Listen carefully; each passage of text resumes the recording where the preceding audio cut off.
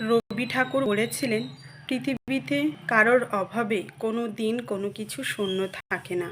সত্যিই তো, আজ পর্যন্ত দেখিনি কেউ জীবন থেকে হারিয়ে গেলে কারোর জীবন তার জন্য মন্থর হয়ে গেছে।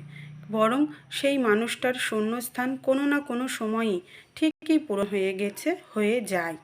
কত ভালোবাসা বাসি, কত মনের টান, কত স্মৃতি উপেক্ষা করে মানুষ দিব্যি ভালো থাকে নতুন মানুষ নিয়ে। পৃথিবীতে সত্যিই কোনো কিছুর জন্যই জীবন থেমে থাকে না। যে মানুষটার সাথে যুগের পর যুগ একসাথে থাকা, যে মানুষটা ছাড়া সত্যিই ভালো থাকা যায় না, দম নেওয়া যায় না বলে একটা সময় মনে হতো, সেই মানুষটা ছেড়েই মানুষ দিব্যি ভালো থাকা শিখে নেয়। মানুষ যেখানে প্রেম ভালোবাসা আদর স্নেহ সময় যত্ন বেশি পায়, সেখানেই মানুষ ভালো থাকে। আর কখনো কখনো এর বিপদ হলেও মানুষ নিজেকে মানিয়ে নিতে পারে একটা সময়। সময় পরিবর্তনশীল, সেই সাথে মানুষও। জীবনে অনেকেই আসে আবার চলেও যায়, তবে এই আসা যাওয়ার মাঝে মানুষ ঠিক কজনকে মনে রাখে?